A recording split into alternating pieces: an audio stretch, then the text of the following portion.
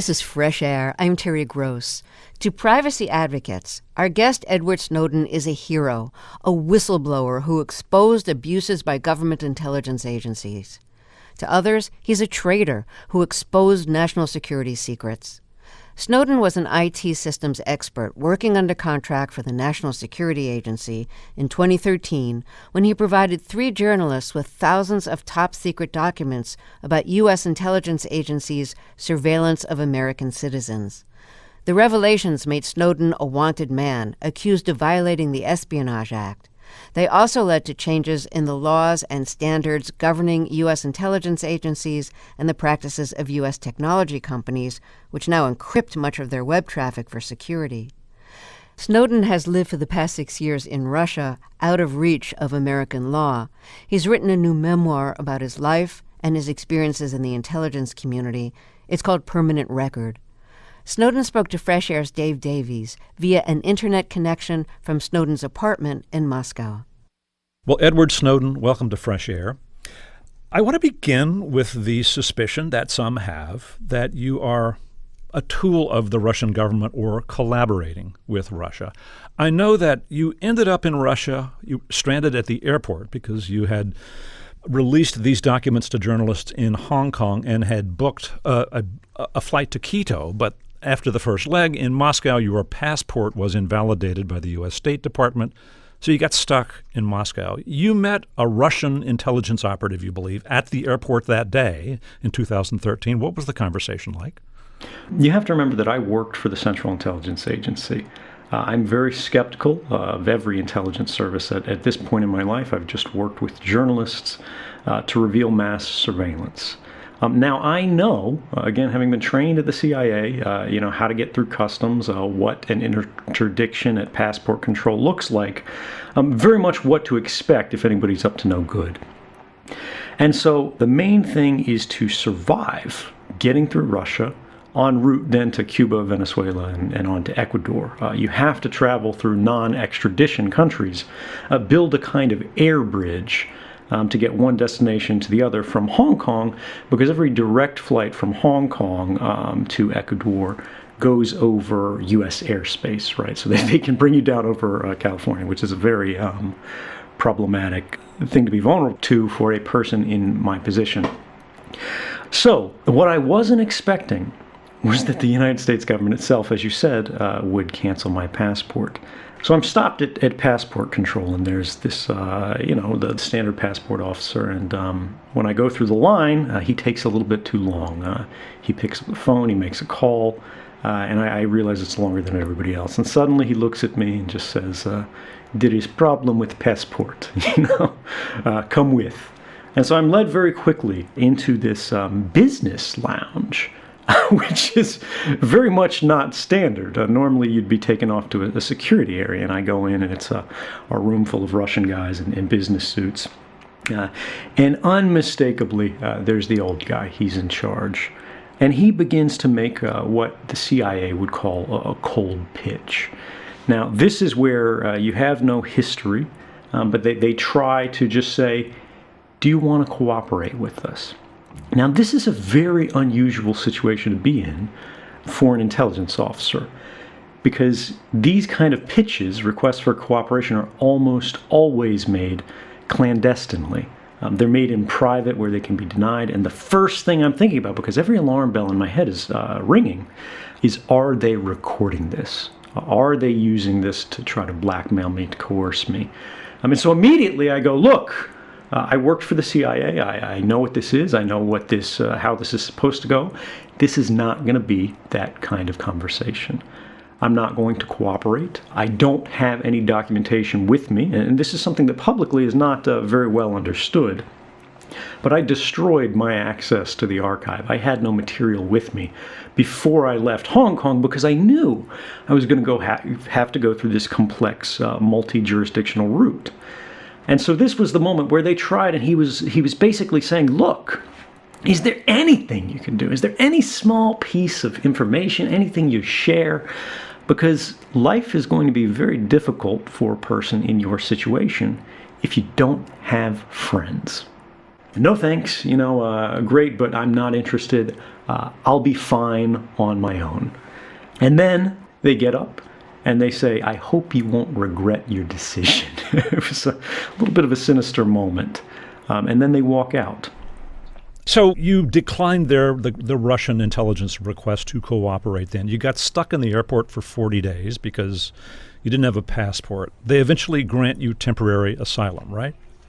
That's correct. And I actually, just to drill in there a little bit, you said something very important, which was that I was trapped in that airport for 40 days. Again, for those people who might be a little bit skeptical of me, if I had cooperated with the Russian government, right, if you think I'm a Russian spy, I would have been in that airport for 5 minutes before they drove me out in a limo, to the palace where I would be living for the rest of my days, before they, throw the parade where they call me a hero of Russia. Instead, I was trapped in this airport for 40 days where, instead of saying, Russia, please let me in, I applied for asylum in 27 different countries around the world, places like Germany, France, Norway, that I thought the U.S. government and the American public would be much more comfortable with me being there. And yet we saw something extraordinary happen, just one thing, which is that the U.S. government worked quite hard to make sure I didn't leave Russia, to the point that they actually grounded the presidential aircraft of the president of Bolivia, which is like grounding Air Force One. It's something that's really unprecedented in diplomatic history. And it's very much an open question today. Why did the U.S. government work so hard to keep me in Russia? We don't have a clear answer, and we may never have that until more people in the Obama administration start writing memoirs. But it's either they panicked or they realized this would be an evergreen political attack where they could just use guilt by association, people's suspicion of the Russian government, to try to taint me by proxy. You say in the book that you applied for asylum to, I believe, 27 countries. Was Russia one of them? At the very end, yes. There's a sort of a circumstantial case of suspicion, right? I mean, since this happened in 2013, we've seen, the Russian interference in the U.S. election, its collaboration, according to the Mueller report, with WikiLeaks and getting stolen emails to affect the election. And I think there's just a general belief that in this authoritarian state, Edward Snowden wouldn't be able to live for 6 years unless he were useful to the Russian government. What's the general answer to that? Yeah, I think this is for a lot of people who have sort of a Hollywood understanding of how international affairs and intelligence works. But the reality is, even in the case of, as you said, electoral interference, in the case of WikiLeaks, the Mueller report, the United States government itself never alleges that, for example, WikiLeaks even knew that they were talking to Russian intelligence. WikiLeaks' entire system is designed so they don't know who is submitting documents. And even granting that they came from Russian intelligence, that was in fact the case, every newspaper in the world thought these were newsworthy stories. The New York Times, the Washington Post, everybody was reporting on this. When you look beyond sort of the standard examples that we look at in the case of electoral interference, and we look toward my case, there is that question. If he's not cooperating with the Russian government, why would he be allowed to stay?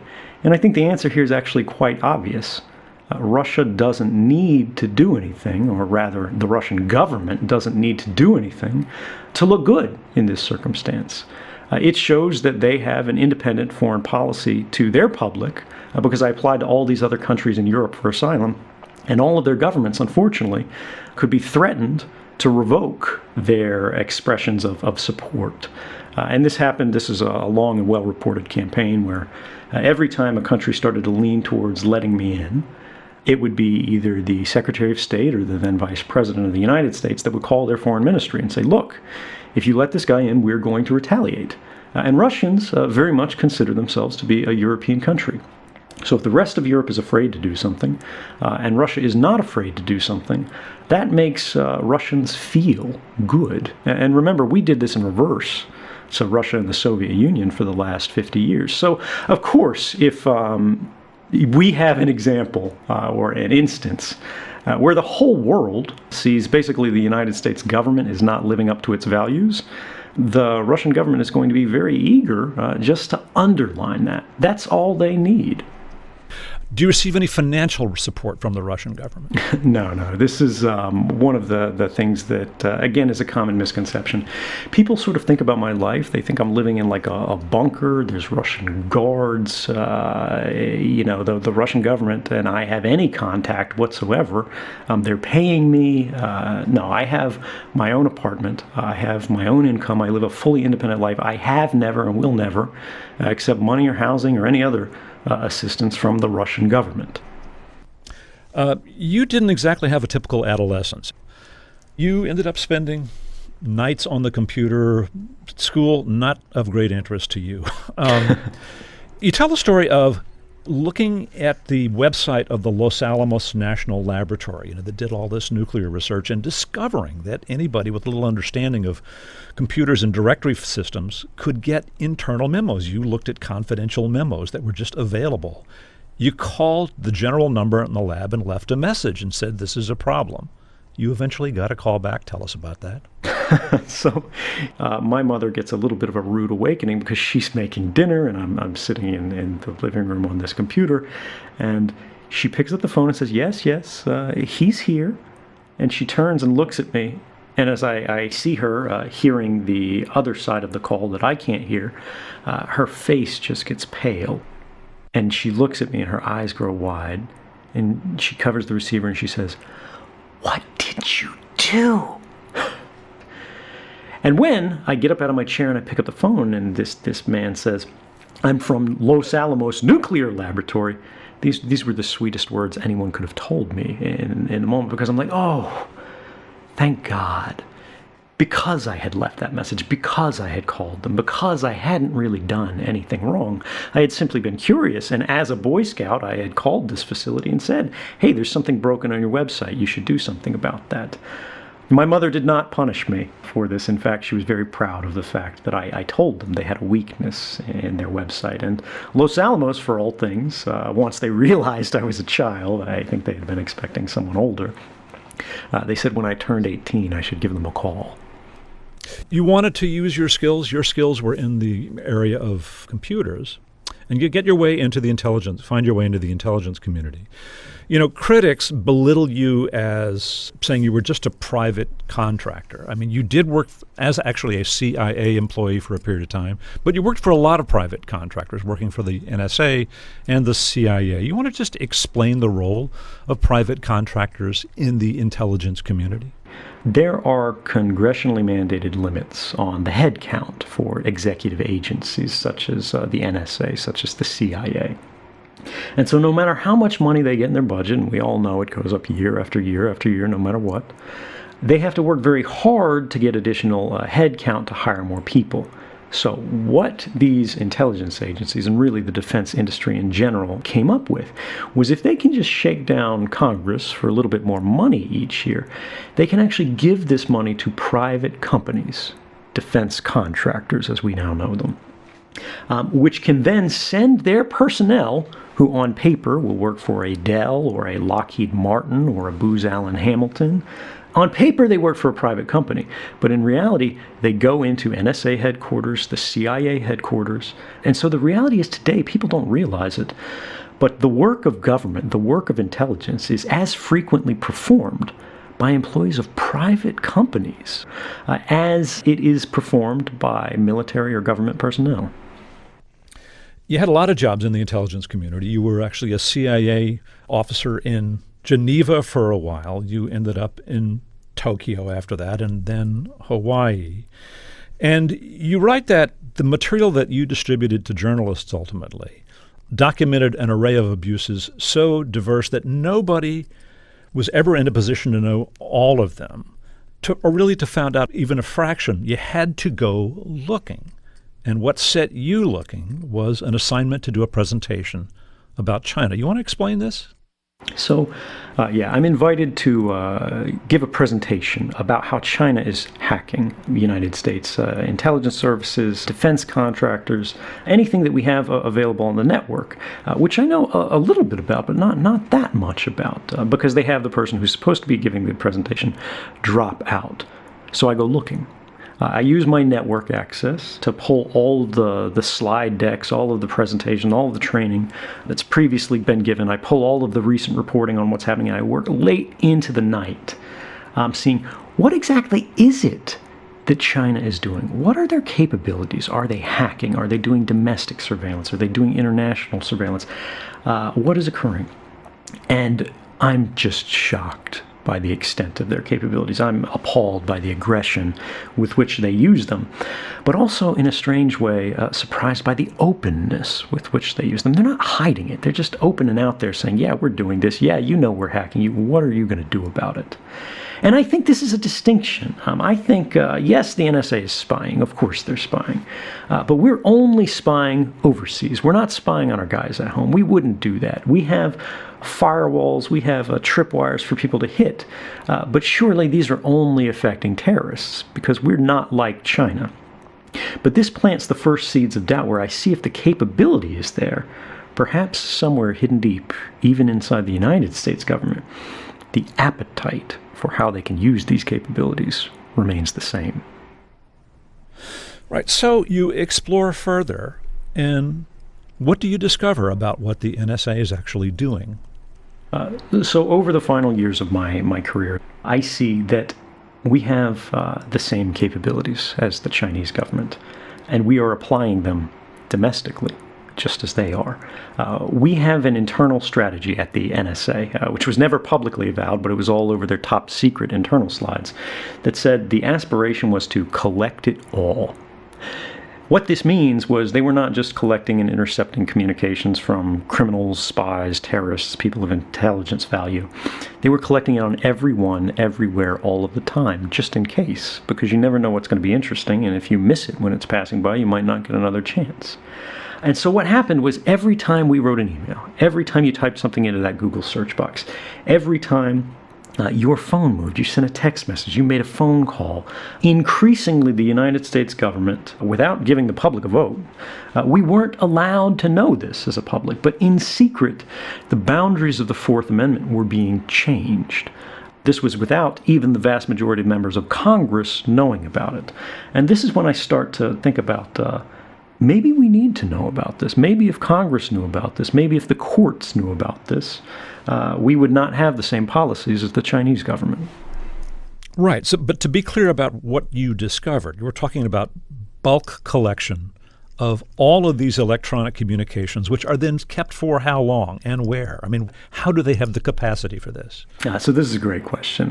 What we're describing largely here is me discovering something called the Stellar Wind program, a classified Inspector General report into the Bush-era warrantless wiretapping program and what came out of it.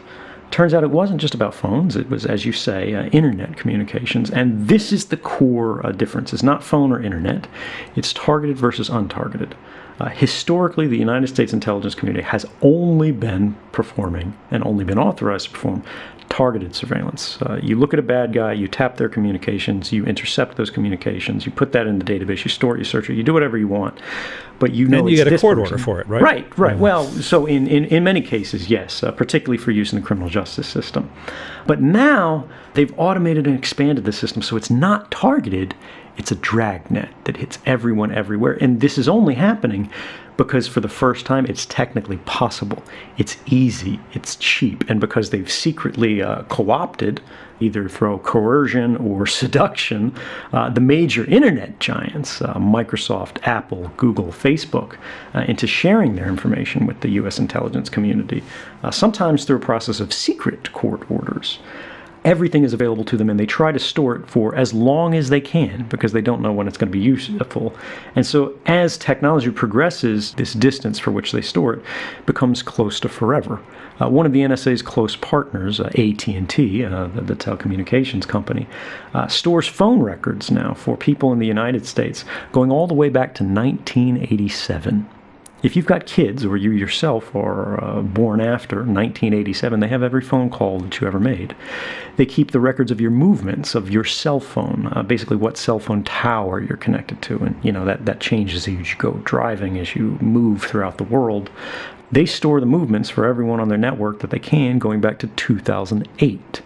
And we expect these to grow, right? Eventually, our entire lives will be in this ever-growing permanent record of human activity.